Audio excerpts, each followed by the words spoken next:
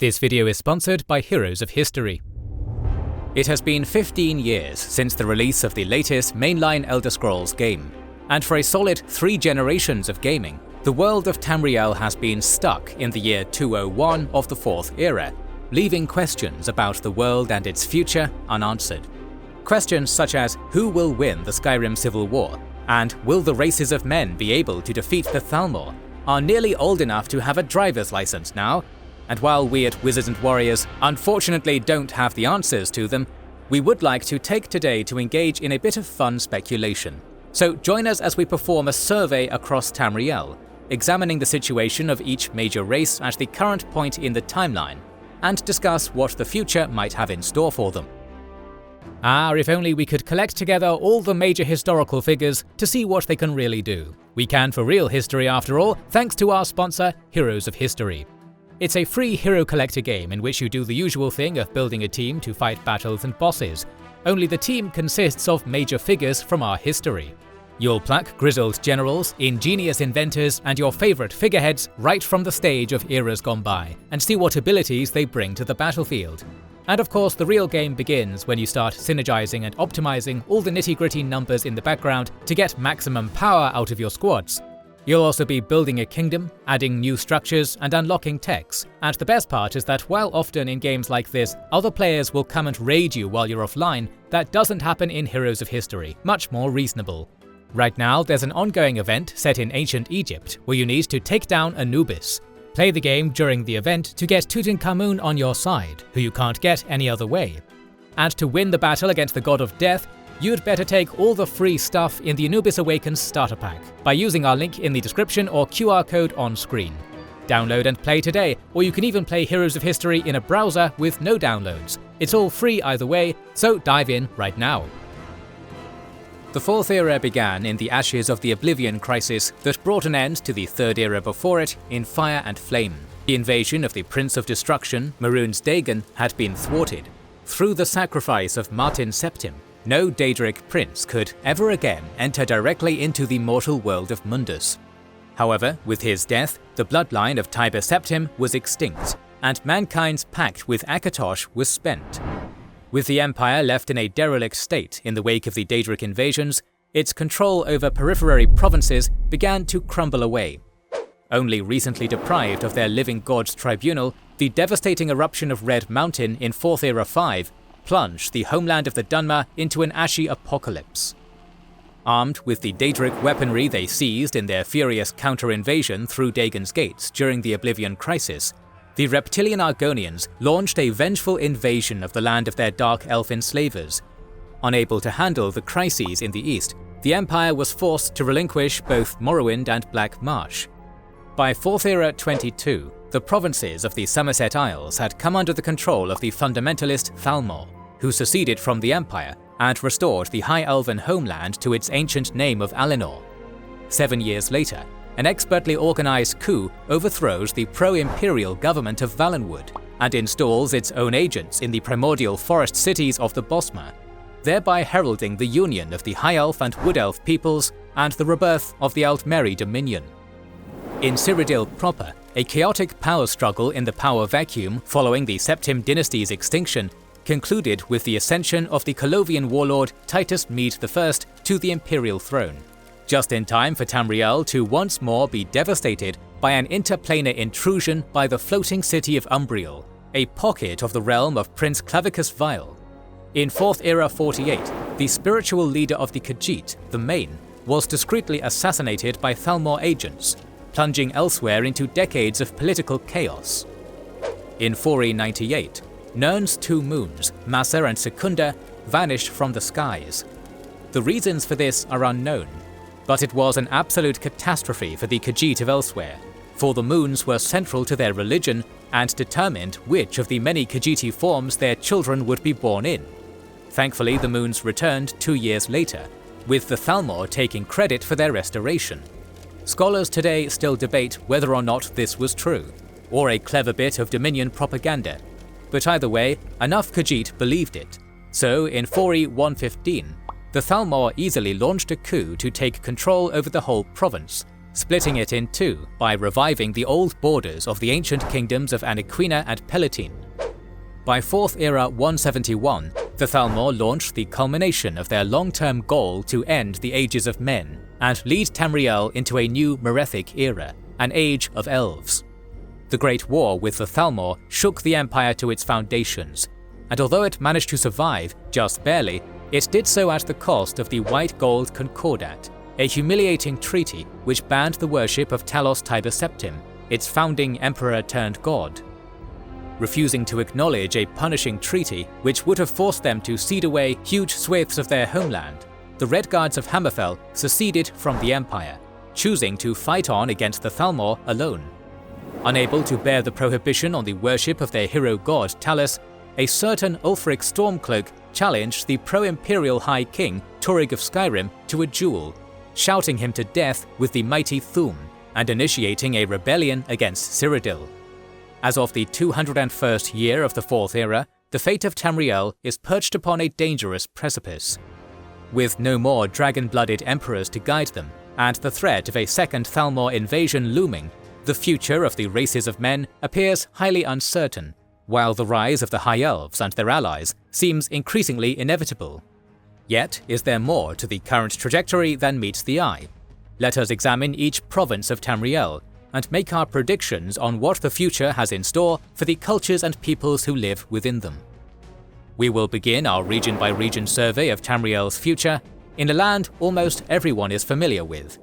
There is only one canon ending to the main story of the Elder Scrolls V, in which you, the player, destroy the Dragon King Alduin, punishing the World Eater for straying from his duty to facilitate the Kalpic cycle, and thwarting his attempt to dominate over the world.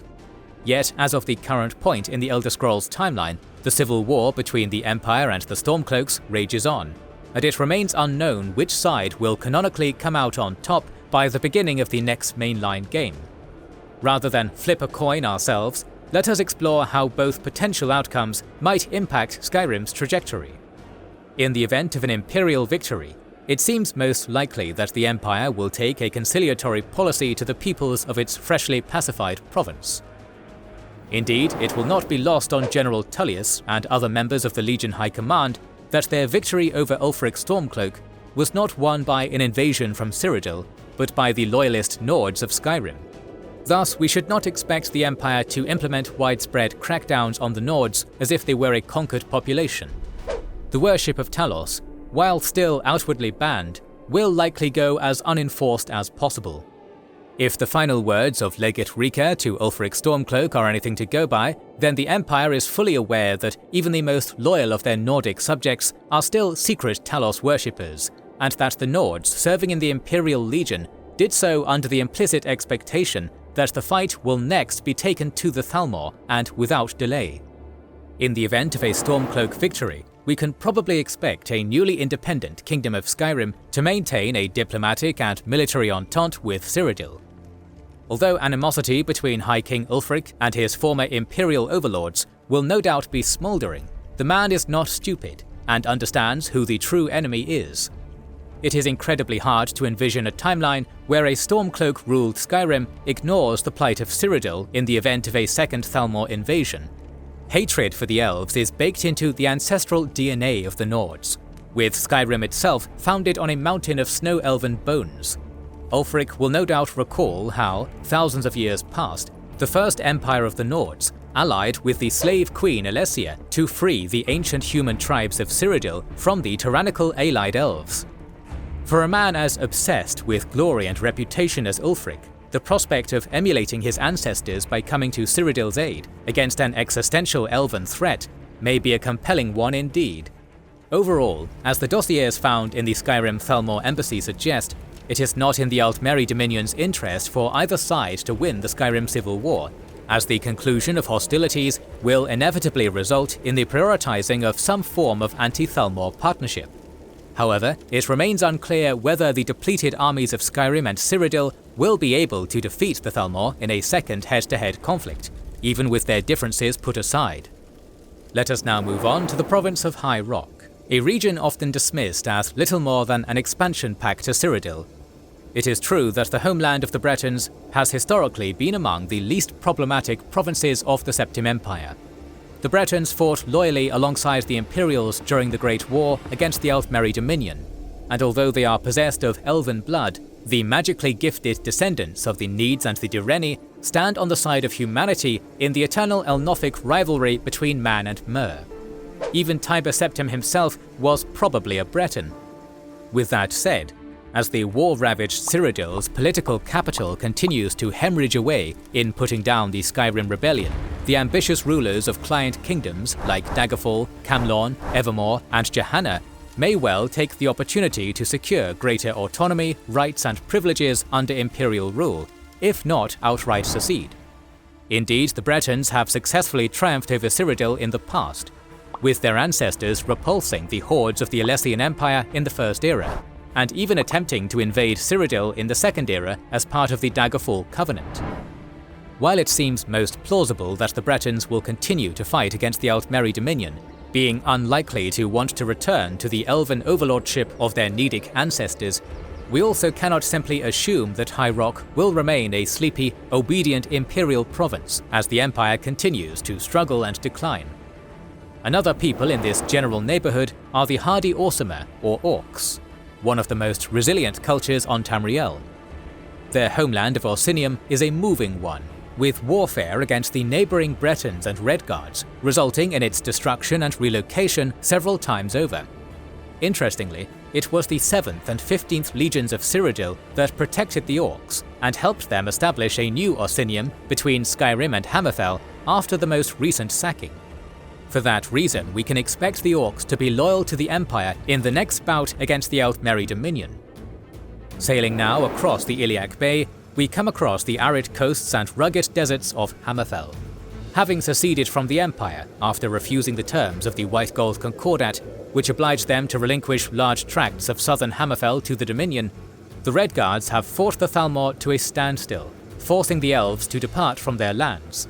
The Redguards' Pyrrhic victory over the Altmer forms the thesis for critics of Emperor Titus Mede II, who point to the warriors of the Alikir as proof that he was wrong to capitulate to the signing of the White Gold Concordat. With that said, for the Redguards, the price of freedom has been steep. Hammerfell is now a desert in more ways than one, war-torn, desolate, and depleted. Moreover, the Thalmor withdrawal from the region can be assumed to be only temporary. The Thalmor certainly feel entitled to the tracts of southern Hammerfell promised to them in the White Gold Concordat, and consider the land to be theirs by ancestral right. After all, High Elf clans were among those slaughtered by the ancient ancestors of the Redguards when they first arrived from their sunken homeland of Yokoda. Moreover, Thalmor agents can be expected to exploit the ancient rivalry between the Crowns and Forebears, the two prevailing political factions in Hammerfell, whose feuding stretches back to Old Yoku. When the Second Great War against the Aldmeri Dominion comes, there is no doubt that Hammerfell will once more be overrun. With that said, given that Hammerfell is the most likely location for the Elder Scrolls VI, the Godhead may well provide the Redguards with a nameless, faithless prisoner destined to save their world.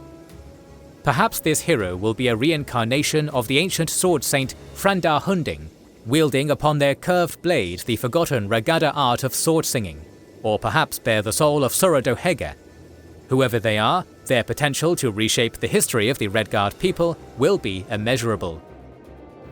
Moving eastwards into the center of Tamriel, we reach the heart of the Land of Dawn's Beauty. While the Cyrodiil depicted in the Elder Scrolls IV Oblivion was the flourishing cosmopolitan center of a continent-spanning empire, the Cyrodiil of 4th Era 201 has been blackened by 2 centuries of conflict. The Imperial City, once the glittering jewel rising from the waters of Lake Rimer, still bears the scars of its brutal sack at the hands of Aldmeri forces in the Great War 30 years prior. With the Dragonfires extinguished, the Septim Line spent, provinces hemorrhaging away, and another great war with the Thalmor looming over the horizon, can the crippled empire survive the storm to come? To be honest, probably not. In the Elder Scrolls III Morrowind, the player can encounter a mysterious old legionary named Wolf, widely considered to be an avatar of the deified Tiber Septim. On the subject of the empire he founded, Wolf has this to say: The Emperor and the legions have held the Empire together for hundreds of years. It's been a good thing, by and large. But maybe it's time for a change. Time for something young and new. What? No idea. Because I'm old. Old dog doesn't get new ideas. But maybe young folks like you should try some new ideas. I don't know. Could be messy, but change is never pretty. Perhaps Wolf is right, and the Empire has lost its mandate of Aetherius, so to speak. Does this mean that the Thalmor will overrun Tamriel and usher in an age of High Elf domination? Not necessarily. Known to the Cyrods as Shezar and to the Nords as Shor, the trickster god Lorcan is the creator of mortal Mundus and guardian of men. Legend has it that, throughout the ages, he has appeared before his mortal children in various forms, leading humanity to victory against the Aelids as Palinal Whitestrake and to world domination as Tiber Septim. Perhaps he will appear again in the Fourth Era and lead mankind in a period of transition from an old world into a new one. We move south now to the deserts and jungles of Elsewhere, the primordial forests of Valenwood, and the Emerald Isles of Alinor, the three provinces which make up the Aldmeri Dominion. The trends of the last 2 centuries are clear. The Thalmor are the rising power of Tamriel, and although they were ultimately thwarted in their first attempt to conquer Cyrodiil, they emerged from that first great war with the undisputed upper hand. Everyone on the continent understands that another war between the Empire and the Dominion is close at hand, and with the legions still recovering from the heavy losses of the first conflict and bleeding yet more good men in Skyrim, it seems that a new Merethic era of elven domination is an inevitability. Yet, for as invincible as it may seem, the Aldmeri Dominion is not without its vulnerabilities, nor is the Thalmor's grip on power as solid as they might hope it to be. Extensive clandestine purges were committed by Thalmor agents to ensure the loyalty of the Bosmer and Khajiit, yet such methods could easily come back to haunt them. Resentment brews among the subject people of the Dominion, and should important figureheads like a member of the Bosmeri Comoran dynasty or a new Khajiiti main resurface, then the Thalmor could have a major insurrection on their hands that would make the Skyrim civil war look like a slap fight. Even among the High Elves, there is no doubt an undercurrent of resentment towards the ruling party, as several prominent strata of Altmer society were purged to ensure the Thalmor's rise to power. While the Aldmeri Dominion's conquest of Tamriel seems like a likely possibility, it is equally likely that its authoritarian rulers collapse under the weight of their own tyranny before that conquest can begin anew. Moving further eastwards, we arrive upon the murky wetlands of Argonia and the ash-caked wastes of Morrowind. When it comes to the future of the reptilian Argonians, there is not really much to say, other than that they can be expected to sit tight in their swamp, lick their tree sap, and mind their own hiss-damned business. This may be a surprising assessment to some, as the Argonians of the Fourth Era are fresh off an invasion into Morrowind, and before that, an invasion into literal hell. However, the lizard folk have always been the fantasy version of the snake on the Gadsden flag. Their historical acts of aggression, such as the invasion of Morrowind and the counter-invasion of Oblivion and the potential bioengineering of the Nahatan flu, have always been responses to external threats. If the rest of Tamriel leaves the Saxhleel alone, then their isolationist Anzaleel rulers will no doubt be content to leave them alone in turn. This attitude may well also be the one taken by the Dunmer of Morrowind. Out of all the races of Tamriel in the Fourth Era, it is perhaps the Dark Elves who have had it the roughest. Thankfully, the worst is likely behind them. House Redoran has repelled the Argonian invasion, and under their leadership, the other great houses of Morrowind have begun to recover from the cataclysmic Red Year. The Dunmer are survivors, their ancestors having weathered the brutality of the ancient Nords, the wars against the Dwemer, being cursed by Azura, and the invasions of the empires of Cyrodiil. With the Empire and the Aldmeri Dominion too focused on one another to pay attention to Morrowind, the Dark Elves will take their time out of the spotlight to slowly reclaim that which was lost to the Ash and rebuild their society. With that, we conclude our survey of Tamriel and what the future has in store for each of its major races and nations. What do you think of our assessment? Let us know in the comments below. Please also consider pressing the bell button, liking and sharing. It helps immensely. Our videos would be impossible without our kind patrons and YouTube channel members, whose ranks you can join via the links in the description, to know our schedule, get early access to our videos, access our Discord, and much more. This is the Wizards and Warriors channel, and we will catch you on the next one.